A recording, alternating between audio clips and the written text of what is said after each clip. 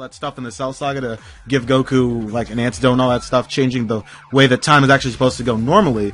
It wasn't supposed to happen like that. Goku was supposed to die of the heart virus like he did in the Trunks' timeline, but he didn't because Trunks went and messed with the timeline. He's not supposed to do that. Yeah, exactly. Essentially, every time Trunks time travels, he creates another timeline, and that causes a bunch of paradoxes, and that's what essentially Xenoverse kind of becomes, or I guess what happens with Trunks after the series ends and what his role is in Xenoverse. Like, he basically has to fix that timeline, which is why, this freaking campaign is going to be amazing, because what happens is, essentially, Toa and Mira, just like in Dragon Ball Online, they steal the Time Passport, which is kind of basically a pocket time travel system.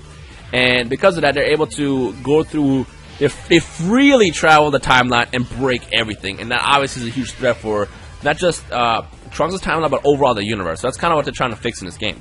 Yeah. But in terms of strength, they are proven to be both the same strength as Time Patrol Trunks. So that's why they're kind of dangerous. Like, basically like the basic history facts of both of these characters. Now, something else to mention is they are married in Dragon Ball Online. We don't know if they're married in Xenoverse, because there's also been a lot of rumors saying that Toa actually creates Mira in Xenoverse.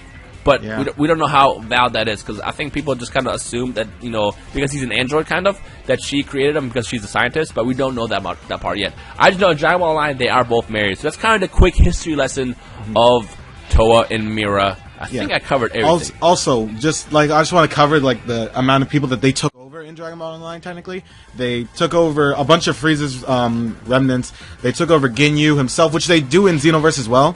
I think they take over Raccoon and Zarvan and Dora, or at least I would assume they will. And they also take over Gohan as well, but I don't believe it's the exact same time. I think it's I believe the Saiyan Saga. I believe that like Goku dies or something, and then Gohan actually becomes a Great Ape after he gets taken over.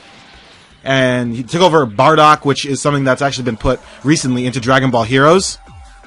With the Bardock mask and all that stuff. They've taken over a lot of characters. They also did empower Cell and Raditz in Dragon Ball Online as well. So it's something to think about. Maybe they're going to be also doing that sort of thing in Xenoverse as well. Especially, there is an actual different thing called Cell X. Have you ever heard of that? Yeah. It's like a giant mutated cell in Dragon Ball Online, which I don't think is going to make it into this game. I don't think it's going to be in this game, but I'm just saying like that sort of thing may like happen where they change forms or something like that. It's possible to happen. That sort of thing. But I just wanted to cover that. Basically, those are the kind of the bases of Toa and Mira. So, in other words, at this point, if you didn't know who they were, you could probably agree with all of us, with both of us, I guess, that they're pretty bad guys. Like, Toa and Mira are pretty evil, and they're there to like wreck everything. But that said, is the question now is what are they doing in Xenoverse? Because again, in Dragon Ball Online, the whole mission was to travel between the timelines to collect DNA to empower Mira so they can take over Earth. And in Xenoverse, they seem to be doing something else. So, Toast, you want to take that one?